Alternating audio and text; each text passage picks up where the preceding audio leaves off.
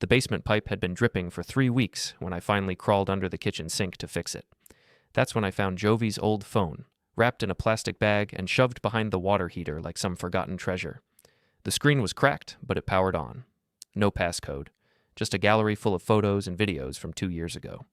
I almost put it back until I saw the timestamp on the first video, her bachelorette party weekend. My name is Pierce Eldrow. I'm 45, work in IT for a mid-sized insurance company, and until that moment, I thought my wife of 20 years was the woman I married, the woman who complained about my weekend boxing sessions and rolled her eyes when I fixed things around the house instead of calling professionals. The first video started innocently enough. Jovie and her friends at some upscale hotel bar, laughing and toasting with champagne. Then I scrolled to the next one. 6 different men. 6. Each video tagged with a location, time-stamped, and automatically synced to the hotel's Wi-Fi. The metadata was all there, clear as daylight. Jovie wasn't just having a wild night, she was documenting it.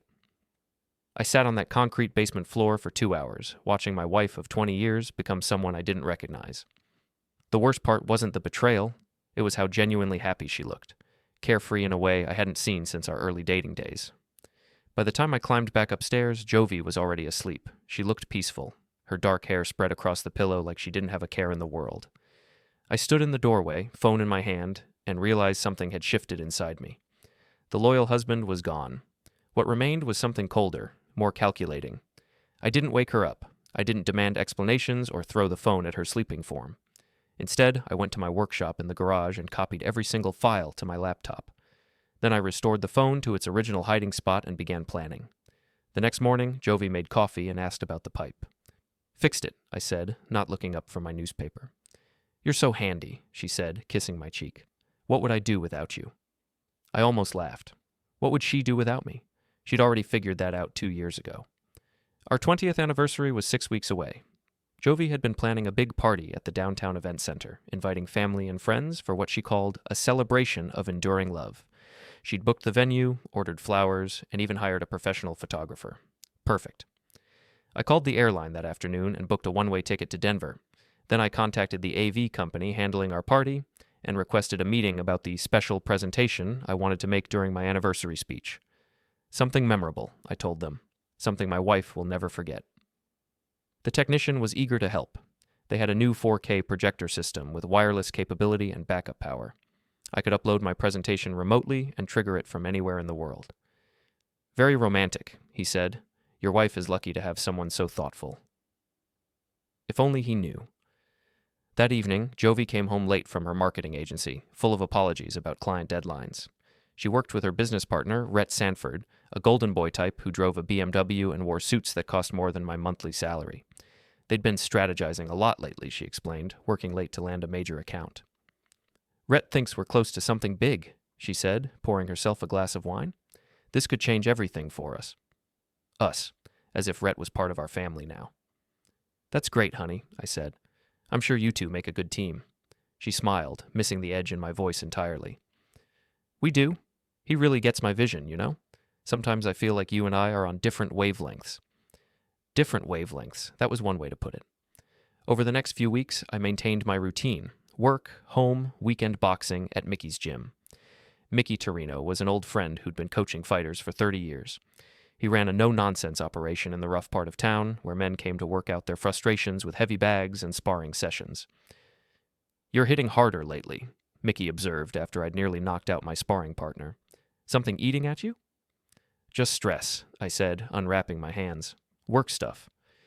Mickey studied me with the sharp eyes of someone who'd seen plenty of men at their breaking point. "Work stress doesn't put that kind of power behind a punch. That's personal." He was right, but I wasn't ready to share. Not yet. At home, Jovie continued planning our anniversary party with the enthusiasm of someone genuinely excited about celebrating our marriage. She showed me seating charts and menu options, asked my opinion on flowers and decorations. The irony was almost beautiful. "I want this to be perfect," she said one evening, spreading invitation samples across our kitchen table. 20 years is a big milestone. I want everyone to see how strong we are. How strong we are. The woman who'd spent her bachelorette weekend with 6 different men wanted to showcase our strong marriage to friends and family. "Whatever makes you happy," I said. She looked up, surprised by something in my tone. "Are you okay? You've seemed distant lately." Distant. Another interesting choice of words from someone who'd been emotionally checked out for months. "I'm fine," I said. "Just thinking about the speech I want to give." Her face lit up. "Oh, I can't wait to hear it. You're going to make me cry, aren't you?" "I'm going to make everyone cry," I promised. 3 weeks before the party, I finalized the technical details with the AV company. The system was foolproof. I could upload my presentation from anywhere and trigger it remotely. The files would play automatically when I sent the activation code, overriding any other programming. "We'll have everything ready for your big moment," the technician assured me. "Your wife won't know what hit her." Exactly. I also made other preparations. I transferred money from our joint accounts to a personal account Jovie didn't know about. I gathered important documents and stored them in a safety deposit box. I even contacted a lawyer about separation procedures, though I was careful not to file anything yet. The beauty of my plan was its simplicity. No confrontation, no dramatic scenes, no opportunity for Jovie to manipulate the situation with tears and apologies. Just truth, displayed in high definition for everyone who mattered to see.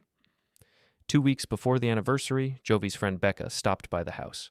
Becca Lorne worked in HR at Jovie's agency and had always treated me like an inconvenient appendage to her real friendship with my wife. She was the type who smiled too much and asked personal questions disguised as concern. "Pierce," she said, giving me an air kiss that smelled like expensive perfume. "How are you holding up with all this party planning? Jovie's been so stressed." "She seems fine to me," I said. "Well, you know how she is. Always trying to be perfect for everyone else." Becca's smile faltered slightly. "She just wants everything to be special for your big day." Something in her tone caught my attention. There was an undercurrent there, a knowledge she was trying to hide behind her cheerful facade. "I'm sure it will be memorable," I said. "Oh, it will be. Jovie's put so much thought into every detail. The whole agency is excited to celebrate with you both." The whole agency, including Rhett, no doubt.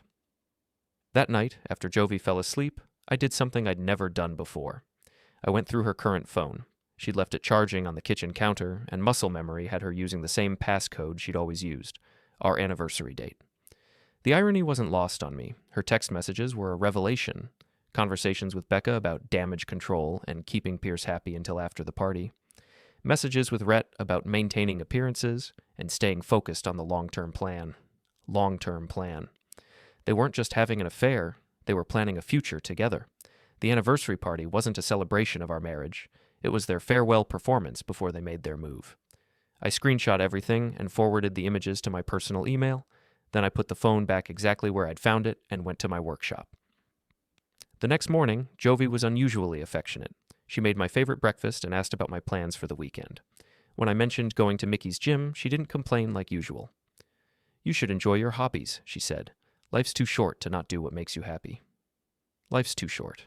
Coming from someone planning to abandon our life together, that was rich. "You're absolutely right," I said. "Life's too short for a lot of things." She smiled, completely missing the meaning behind my words. 1 week before the party, I received confirmation that everything was in place. The AV system was programmed, my flight was booked, and the legal paperwork was ready to be filed electronically. All I had to do was wait. Jovie spent that final week in a state of excited anxiety, double-checking every detail and making last-minute adjustments. She bought a new dress, an expensive red number that she modeled for me with the enthusiasm of someone preparing for the performance of her life. "What do you think?" she asked, spinning in front of our bedroom mirror. "You look beautiful," I said, and meant it. She did look beautiful. Beautiful and completely unaware that her world was about to collapse. "I can't believe it's finally here," she said. 20 years, Pierce. Can you believe it?" "No," I said honestly. "I really can't." The night before the party, Jovie couldn't sleep. She tossed and turned, checking her phone repeatedly and mumbling about forgotten details. Finally, she got up and went to the kitchen to make tea. I found her sitting at the table in her robe, staring out the window at our neighbor's house.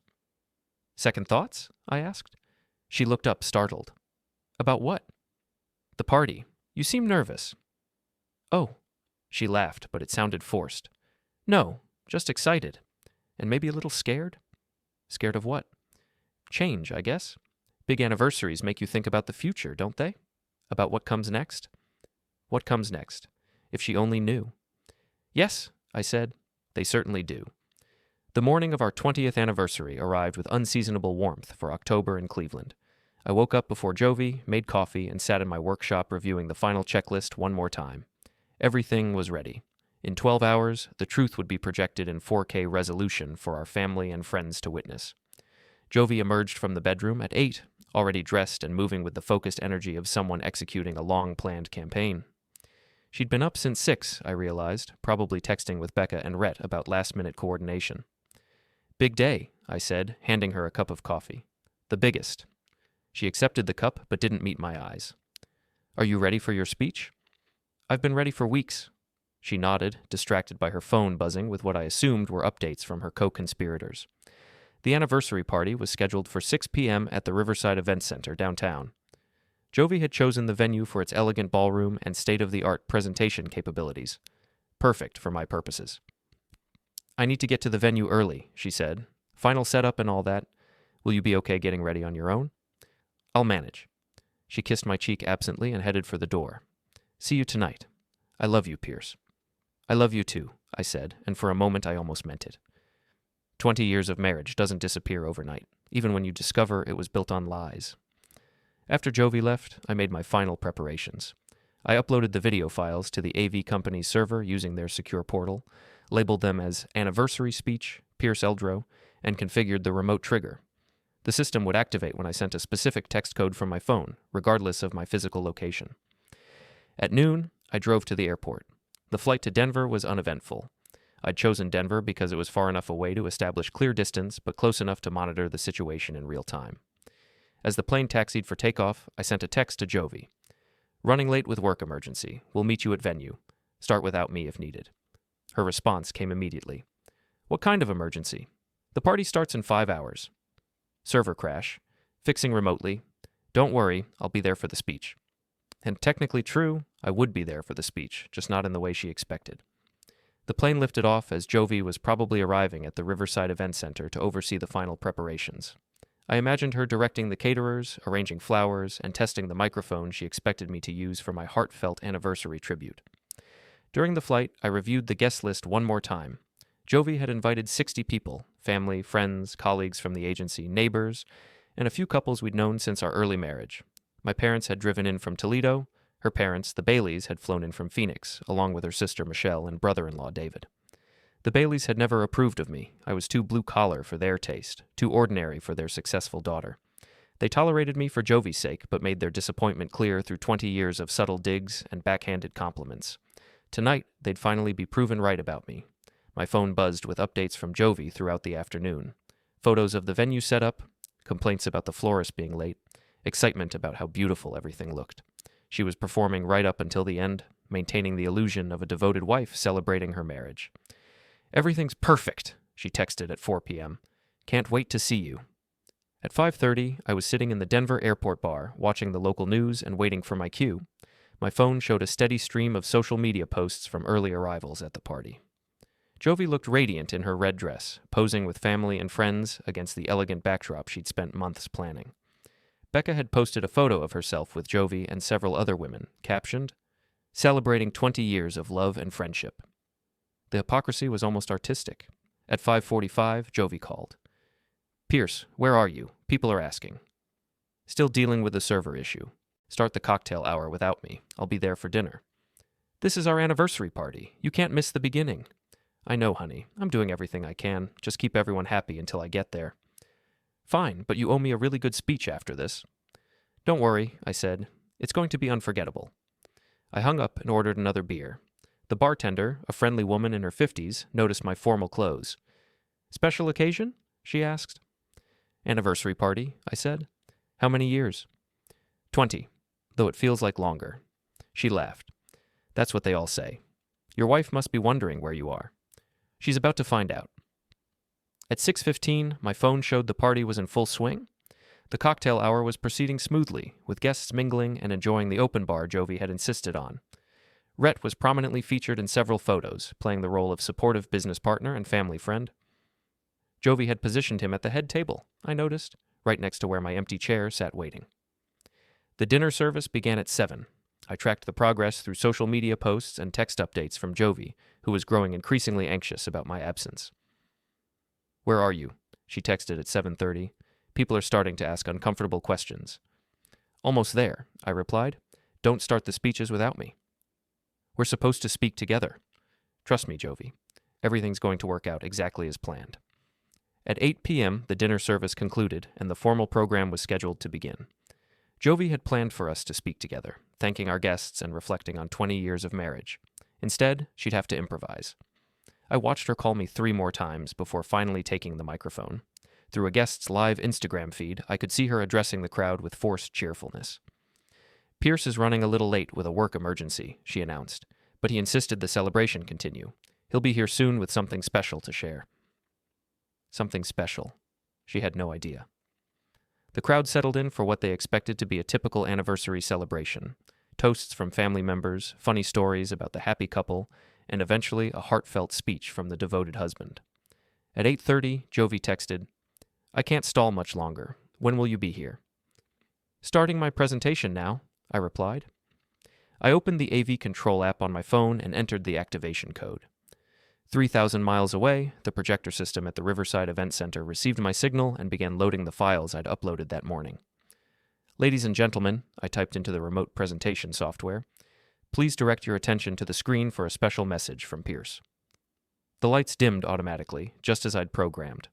The crowd probably assumed I was appearing via video call to apologize for my absence and deliver my speech remotely. Instead, they saw the first video from Jovie's Bachelorette party. The timestamp was clearly visible in the corner. 2 years ago, the weekend before our 18th anniversary. The location data showed the Marriott downtown, the same hotel where Jovie had told me she and her friends were having a quiet girls' weekend. I couldn't see the crowd's reaction, but I could imagine it. The initial confusion as they tried to process what they were watching. The growing horror as they realized what they were seeing. The moment of recognition when they understood exactly what kind of woman they'd been celebrating. My phone exploded with notifications, calls, texts, social media alerts. I ignored them all and ordered another beer. The videos played for exactly 18 minutes, one for each year of marriage that had been built on lies. I'd edited them into a seamless presentation, complete with timestamps, location data, and a final title card. Happy anniversary, Jovie. When it ended, the silence in that ballroom must have been deafening. My phone rang. Jovie's name appeared on the screen, but I let it go to voicemail. She called again immediately, and again. Finally, I answered. Pierce. Her voice was barely a whisper. Where are you? Denver. Denver? What are you doing in Denver? Starting over. Pierce, please, let me explain. It's not what you think. It's exactly what I think, Jovie. It's exactly what everyone thinks, because they just watched it happen. Those videos, where did you find them? Your old phone. The one you hid behind the water heater like some teenager hiding diary entries. Silence. Pierce, please come home. We can work this out. No, we can't. It's over, Jovie. It's been over for 2 years. Tonight, everyone else just found out. What about our marriage? What about 20 years together? What about them?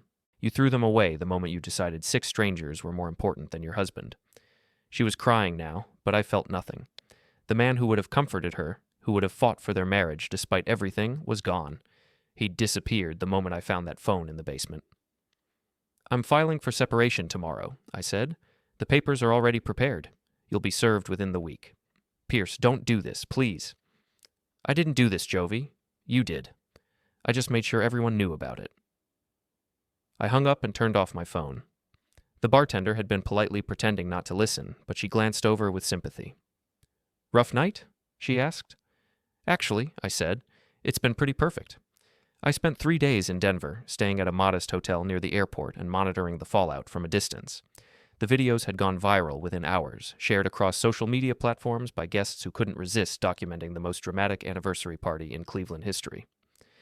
Jovie's agency released a statement about personal matters and respecting privacy during difficult times. Rhett Sanford suddenly became unavailable for comment, and Becca Lorne deleted all her social media accounts. The local news picked up the story on day 2, though they were careful to avoid showing the actual videos. Anniversary celebration takes shocking turn, was the headline that appeared on Channel 8's website, complete with interviews from anonymous guests describing the scene. It was like watching a train wreck, one guest told the reporter. Nobody knew where to look or what to do. The poor family members just sat there in shock. Poor family members. I almost felt sorry for my parents, who'd driven 3 hours to celebrate what they thought was their son's happy marriage. Almost. On day 3, I finally turned my phone back on. 237 missed calls, most from Jovie.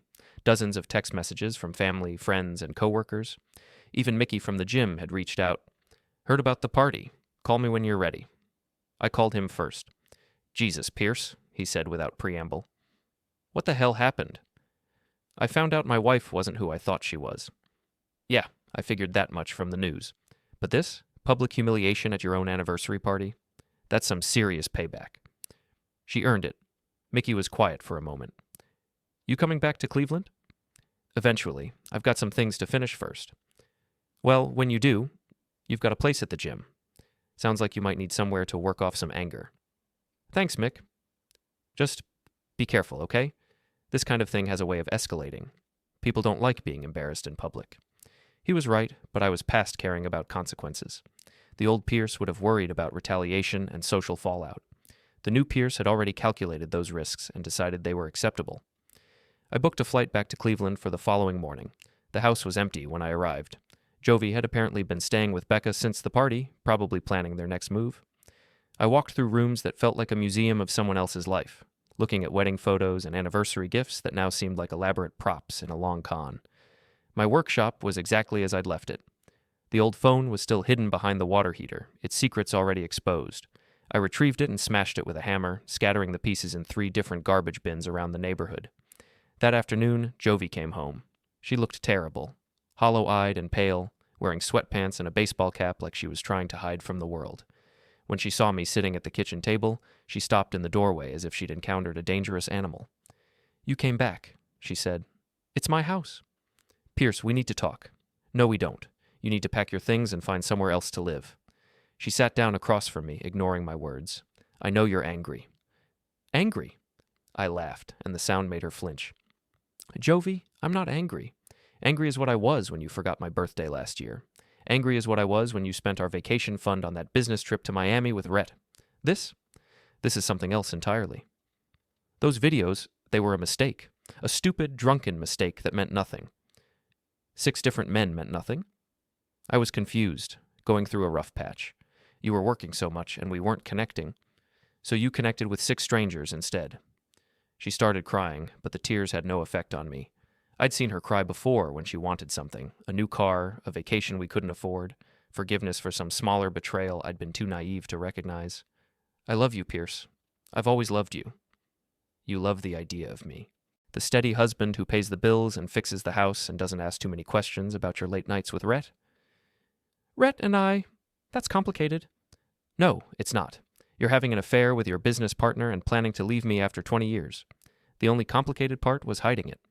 She wiped her eyes and tried a different approach. What about our kids? May and Liam don't deserve this. Our children. May was 19 and away at college, old enough to understand adult complications.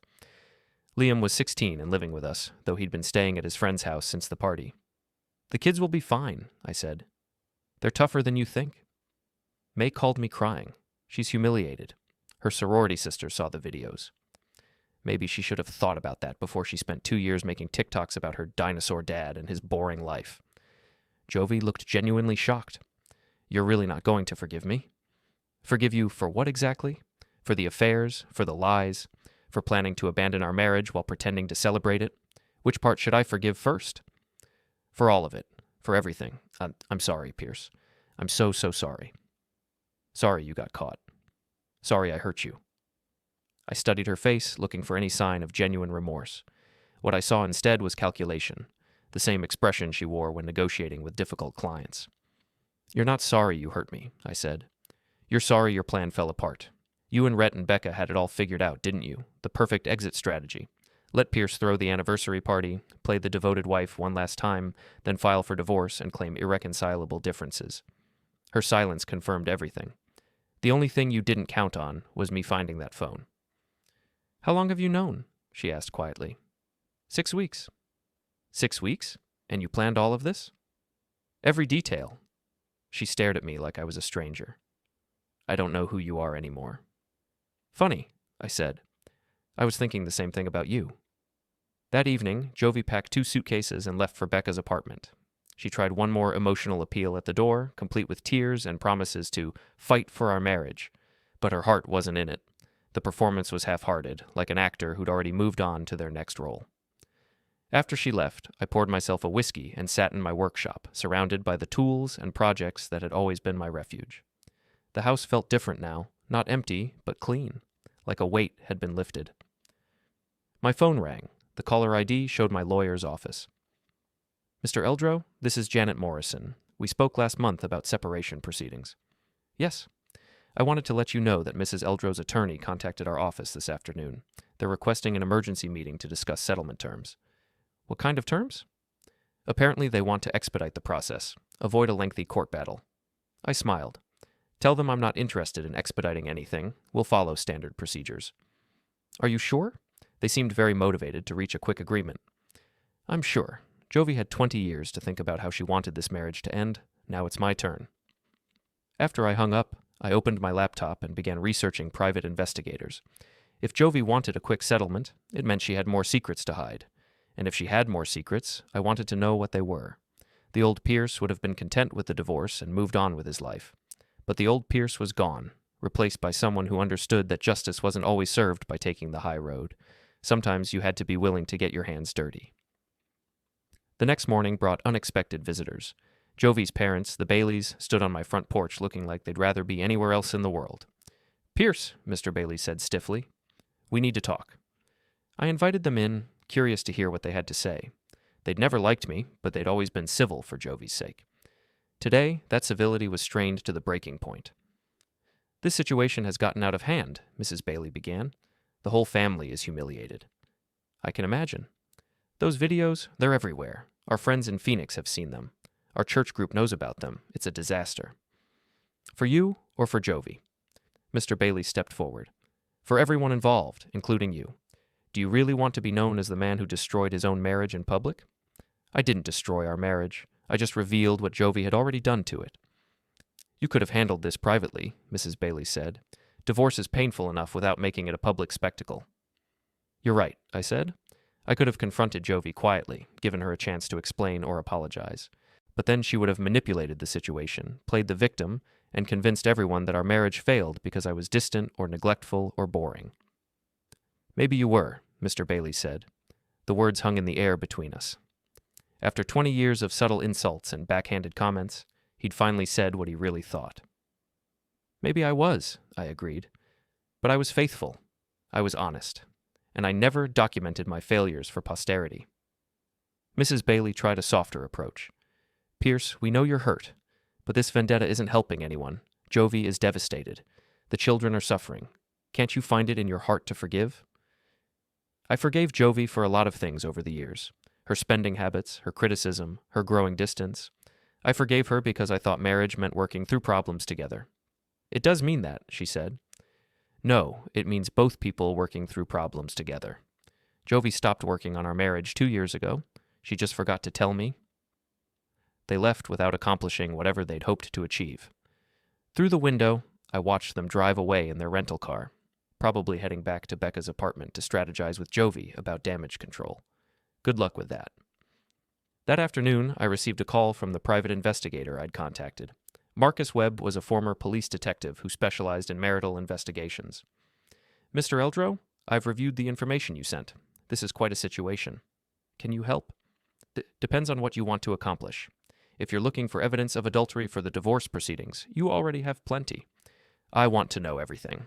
How long the affair with Rhett has been going on, whether there have been others, what their long-term plans were. Everything. That kind of comprehensive investigation takes time and money. I have both. All right. I'll need access to financial records, phone bills, anything that might show patterns of behavior.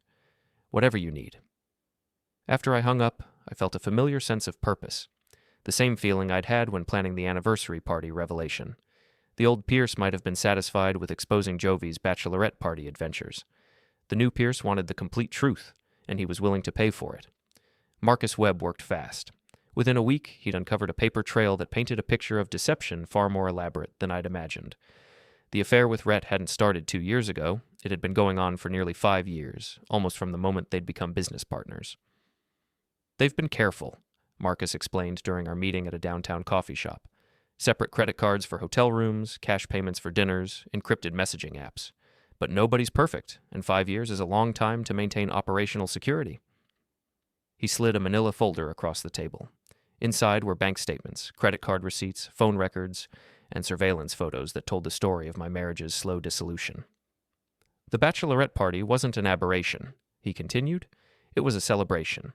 According to the timeline, that's when she and Rhett decided to make their relationship permanent. The party was her way of marking the end of her marriage to you. I studied a photo of Jovie and Rhett entering a hotel together, timestamp showing it was taken just 3 months ago. They looked comfortable together, like a couple who'd been together for years, which apparently they had been. There's more, Marcus said.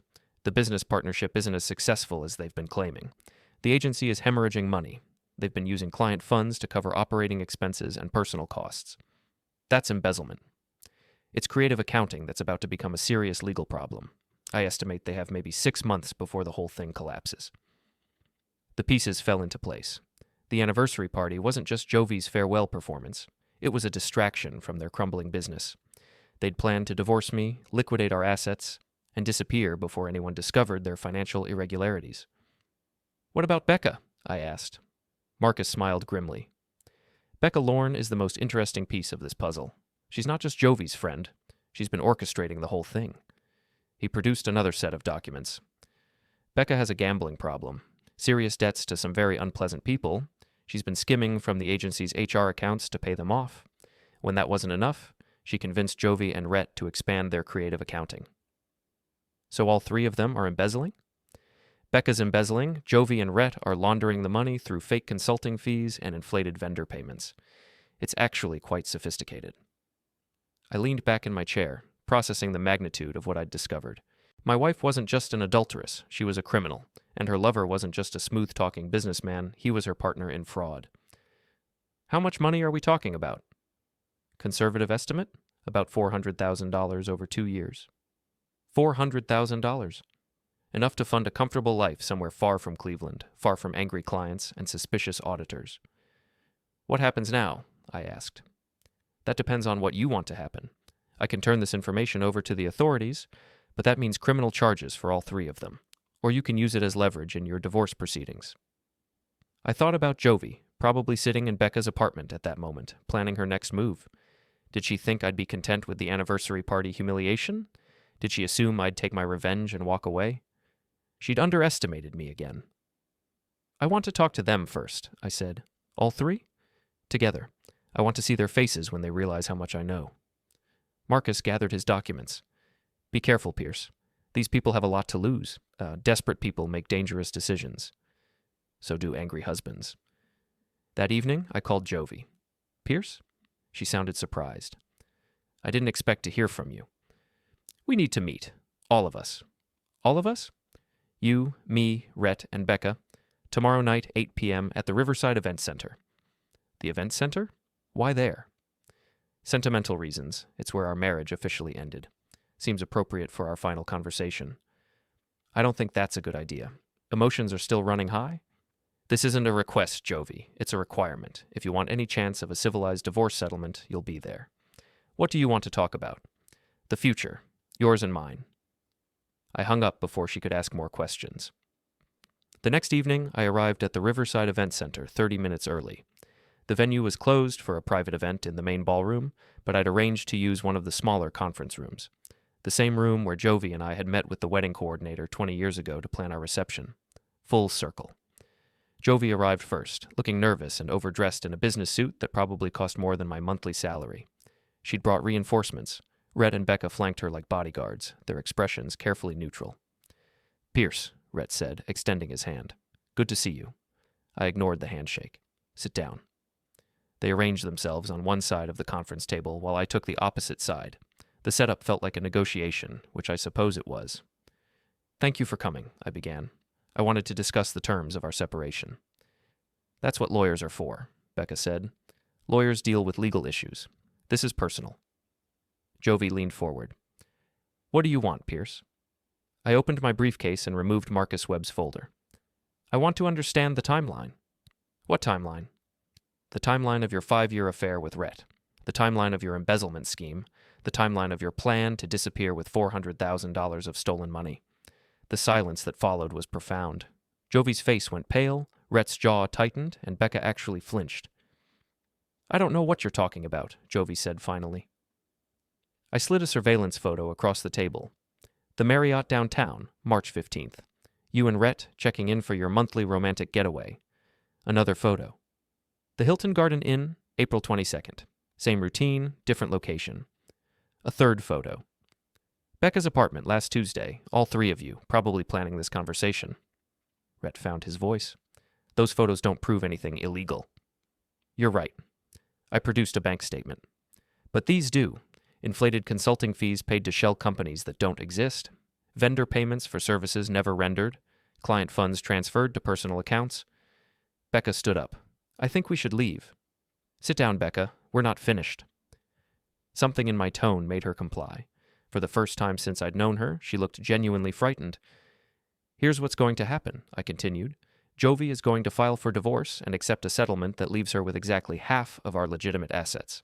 No alimony, no claims on my pension, no community property disputes." "That's not," Jovie started. "Rhett is going to dissolve the business partnership and make full restitution to the defrauded clients. Every penny, with interest."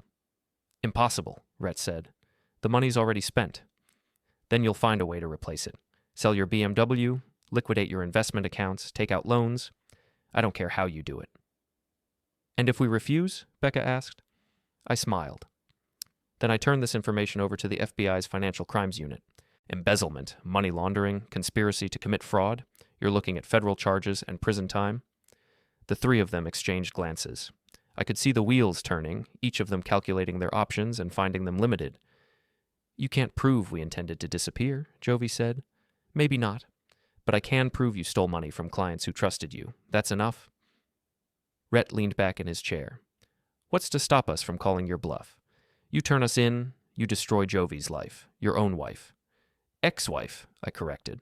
"And you're assuming I care about destroying her life." "You were married for 20 years. "I was married to someone who doesn't exist.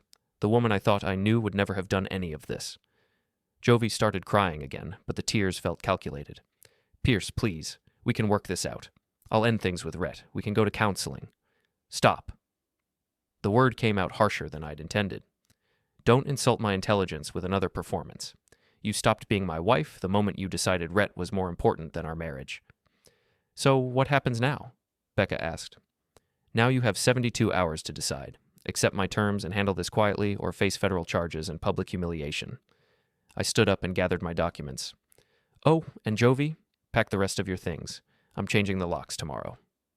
As I walked toward the door, Rhett called after me. "You know this won't bring you any satisfaction, right? Revenge never does." I turned back to face them one last time. Three people who'd spent years lying to me, stealing from clients, and planning to destroy my life for their own benefit. "You're probably right," I said. "But it's going to be fun finding out." I left them sitting in that conference room, probably already planning their next move, but their options were limited now, and they knew it. The old Pierce would have given them an ultimatum and hoped for the best. The new Pierce had made sure compliance was their only viable choice. Outside, the October air was crisp and clean. I walked to my car feeling lighter than I had in months. The truth was finally out in the open, all of it. No more secrets, no more lies, no more pretending. For the first time in 20 years, I knew exactly where I stood. The 72 hours I'd given them passed slowly. I spent the time making practical arrangements, changing locks, transferring utilities to my name, and meeting with my lawyer to finalize divorce paperwork. The house felt different now, not empty, but mine in a way it hadn't been for years. On Tuesday morning, Janet Morrison called with an update. "Mrs. Eldrow's attorney contacted us yesterday," she said. "They want to accept your settlement terms. All of them? Everyone. No alimony, equal division of legitimate assets, and she's agreed to waive any claims on your pension or retirement accounts." I wasn't surprised. Faced with federal fraud charges, Jovie had chosen the path of least resistance. "What about the business situation?" "That's being handled separately, but I understand restitution is being arranged." Marcus Webb confirmed the details that afternoon. Rhett had liquidated his investment portfolio and taken out a substantial loan against his condo to begin repaying the embezzled funds. Becca had agreed to cooperate with an internal audit and resign from her position. "They're scared," Marcus explained. "Scared enough to do whatever it takes to avoid criminal prosecution? Good. There is one complication, though. Becca's gambling debts. The people she owes money to aren't going to be patient while she arranges legitimate repayment. Not my problem. It could become your problem if they decide you're responsible for disrupting their payment schedule. I considered this. How much does she owe? About $60,000 to some very unpleasant characters who don't typically accept payment plans. The old Pierce would have worried about Becca's safety, even after everything she'd done. The new Pierce saw an opportunity. Let me think about it. That evening, Jovie came to collect the last of her belongings. She moved through the house like a stranger, gathering items that no longer seemed to belong to her. I watched from the kitchen as she packed photo albums and keepsakes from a life we'd shared for 2 decades. I never meant for it to happen this way, she said when she finished. How did you mean for it to happen? I don't know. Differently. More quietly, with less embarrassment for you. She set down the box she'd been holding. I know you hate me now. I don't hate you, Jovie. I just don't care about you anymore. The distinction seemed to hurt her more than hatred would have. What about the good times? 20 years of marriage, there had to be some good times. There were, but they don't erase the last 5 years of lies. She picked up her box and headed for the door. Will you ever forgive me? Probably not, but I'll forget about you eventually. After she left, I poured myself a whiskey and sat in my workshop, surrounded by projects I'd started and abandoned over the years. Half-finished furniture, broken appliances I'd meant to repair, tools I'd bought with good intentions. Tomorrow, I'd start cleaning it out.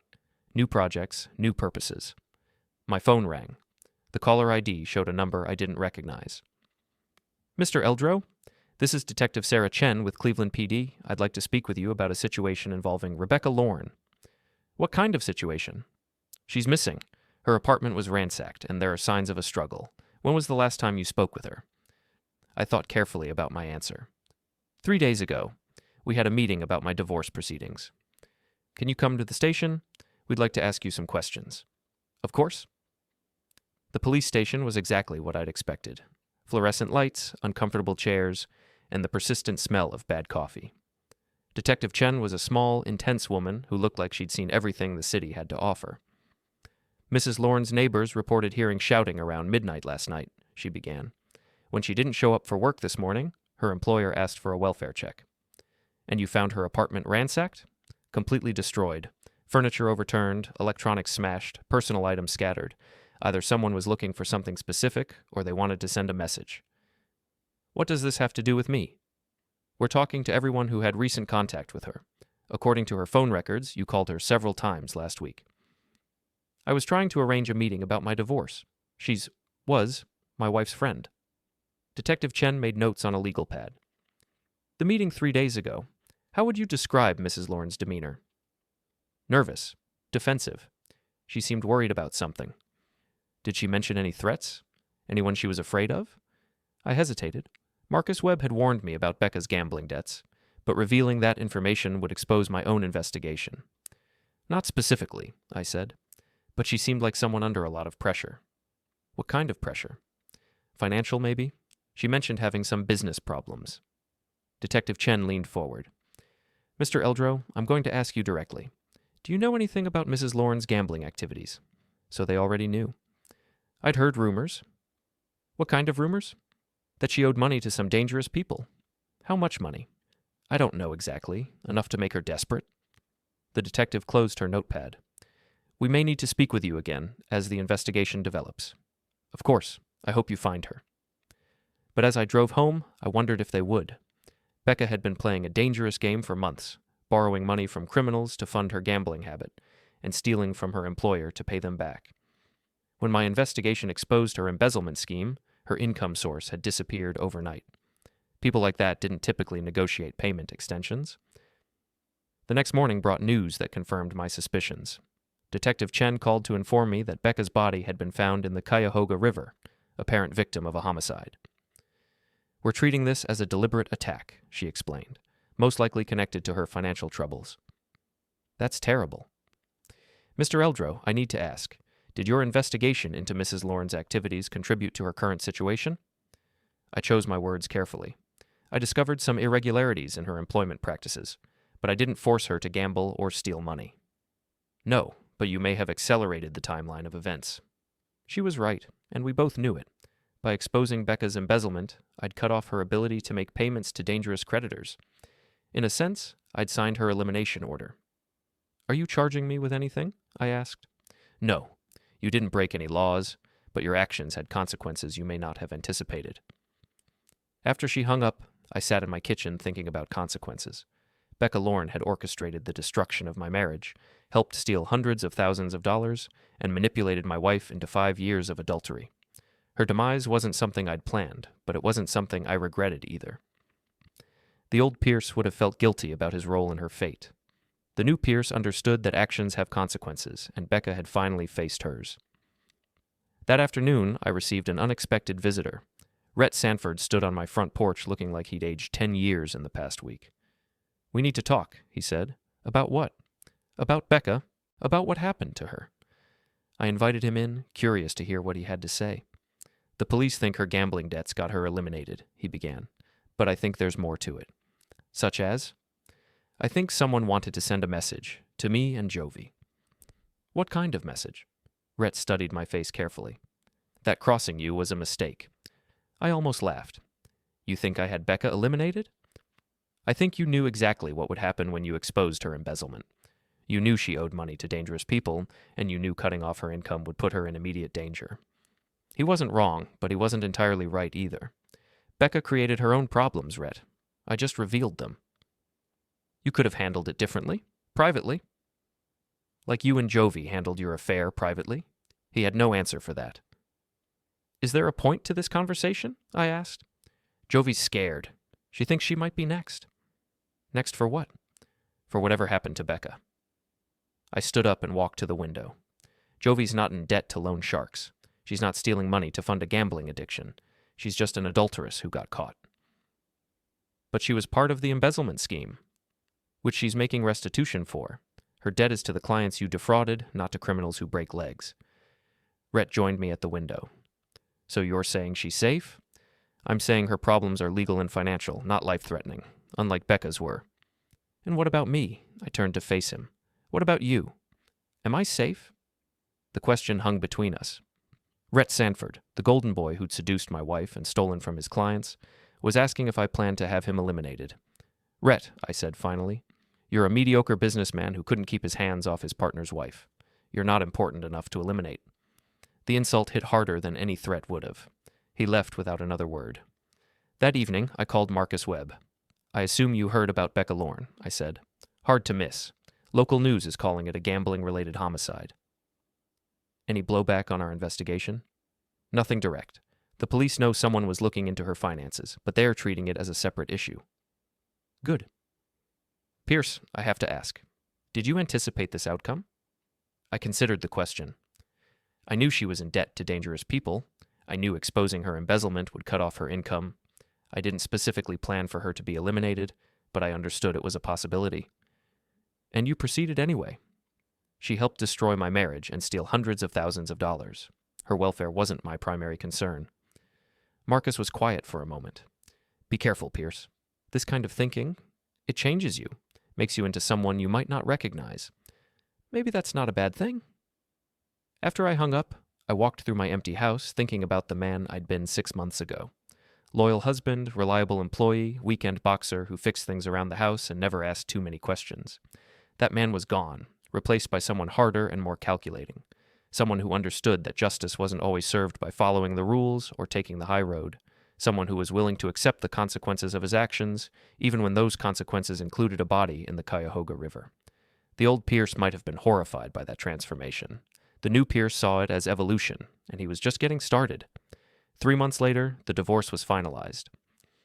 Jovie signed the papers at her lawyer's office while I signed mine at home, surrounded by the quiet satisfaction of a house that was finally mine alone.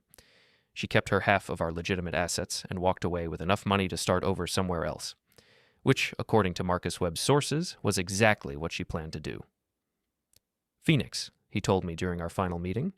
She's moving back to her parents' place, at least temporarily. And Rhett? Selling his condo and relocating to Atlanta.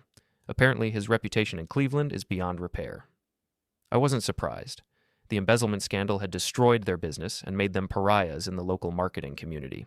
Even after making full restitution, they'd never work in Cleveland again. What about the criminal investigation? Closed. With Becca gone and full restitution made, the prosecutor decided not to pursue charges. They're calling it a civil matter. Justice, of a sort. Not the kind served by courts and judges, but the kind that emerges when people face the full consequences of their choices. The house felt different now, larger somehow, despite being the same size. I'd rearranged the furniture, painted the living room, and converted Jovie's home office into a library. The wedding photos were gone, replaced by pictures of places I wanted to visit and projects I wanted to tackle. My routine had changed, too. I still worked at the insurance company, but I'd requested a transfer to their fraud investigation department. The work was more interesting, and my recent experience with financial deception had given me insights my colleagues found valuable. I still boxed at Mickey's gym, but now I trained with purpose rather than just venting frustration. Mickey had convinced me to enter a few amateur tournaments, and I'd discovered I was better than I'd thought. "You fight like someone with nothing to lose," he observed after I'd won my third match. "That's dangerous in the ring, but it's also effective." He was right. The old Pierce had fought cautiously, worried about getting hurt. The new Pierce understood that some risks were worth taking. On a Thursday evening in February, I was working on a furniture project in my workshop when the doorbell rang. Through the peephole, I saw a young woman I didn't recognize, early 20s, nervous-looking, clutching a manila envelope. "Mr. Eldrow?" she said when I opened the door. "My name is Lisa Becca Lorne's daughter." I studied her face, seeing the resemblance now. She had her mother's eyes, but none of her calculating demeanor. "I'm sorry for your loss," I said. "Thank you. I was wondering if I could talk to you for a few minutes." I invited her in, curious about what she wanted to discuss. "I've been going through my mother's papers," she began, settling into the living room chair, trying to understand what happened to her. "The police said it was related to gambling debts." "That's what they told me too, but I found some things that don't make sense." She opened the manila envelope and pulled out a stack of documents. "Financial records, mostly. My mother was keeping track of money she'd taken from her employer." "Why are you showing me this?" "Because your name is all over these records. Dates when she transferred money, amounts that corresponded to your wife's business expenses. It looks like she was stealing money specifically to fund your wife's affair." I examined the documents. They showed a clear pattern. Whenever Jovie and Rhett had an expensive weekend getaway or business trip, Becca had transferred corresponding amounts from client accounts. "Your mother was helping fund their relationship," I said. "More than that. She was documenting everything, dates, locations, expenses, like she was building a case file." "For what purpose?" Lisa pulled out another document, a handwritten letter addressed to Jovie. "I found this in my mother's safety deposit box." I read the letter carefully.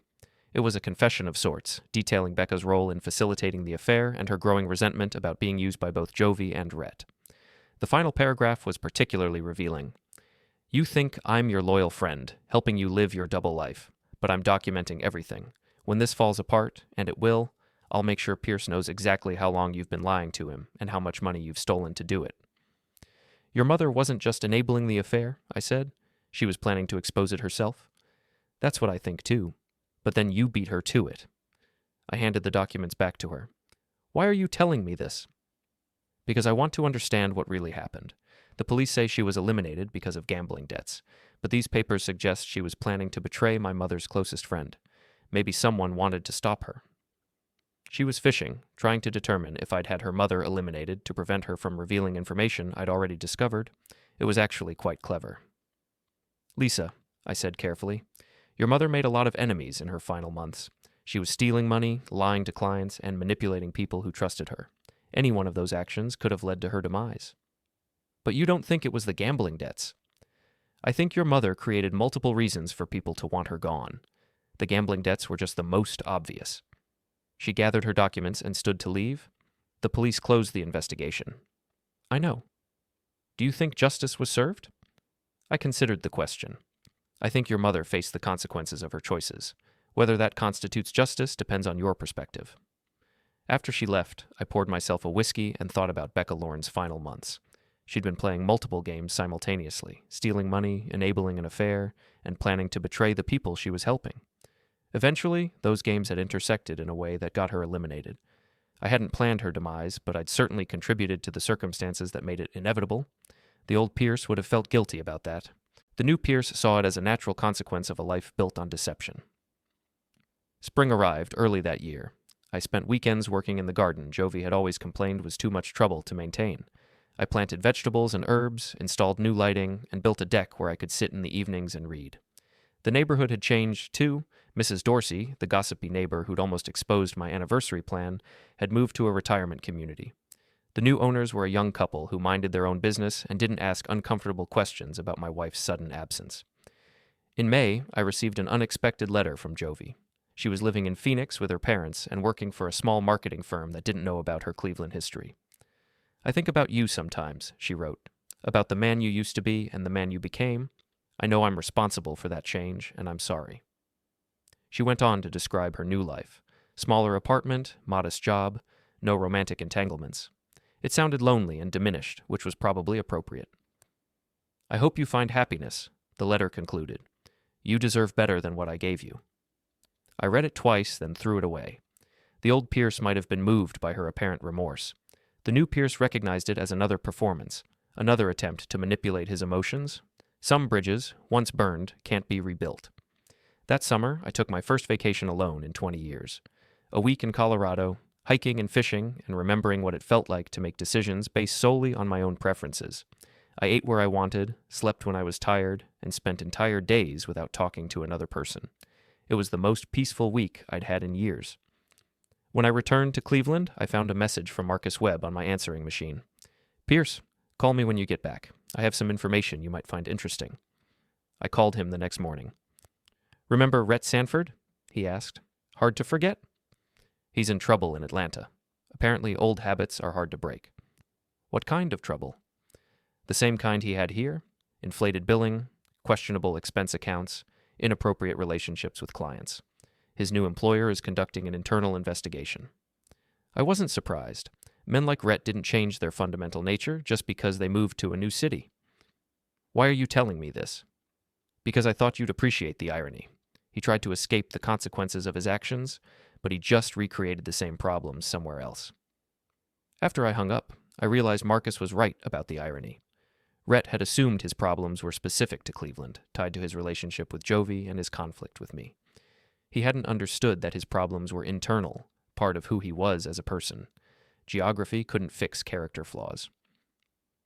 That evening, I sat on my new deck with a beer and a book, watching the sunset paint my garden in shades of gold and amber. The house was quiet except for the sound of wind in the trees and distant traffic on the highway. For the first time in months, I thought about the future. Not the immediate future of divorce proceedings and revenge plots, but the long-term future of a man starting over at 45. I had options now. I could sell the house and move somewhere new, start fresh in a place without memories.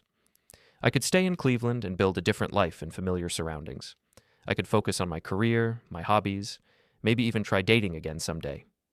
The old Pierce would have agonized over those choices, worried about making the wrong decision. The new Pierce understood that any choice was better than the limbo of a marriage built on lies. I finished my beer and went inside to make dinner. Tomorrow, I'd start planning the next phase of my life. Tonight, I was content to enjoy the silence of a house that was finally completely mine. Outside, the neighborhood settled into evening quiet. Children called in for dinner, porch lights flickered on, and the day's heat began to dissipate into the cooling air. It was a good place to start over, a good place to become whoever I was meant to be next. The old Pierce was gone, buried beneath the weight of 20 years of misplaced trust and naive loyalty. What remained was someone harder but more honest, someone who understood that justice wasn't always gentle and that sometimes the only way forward was through the wreckage of what came before. I'd learned to live with that transformation. More than that, I'd learned to embrace it, and for the first time in years, that felt like enough.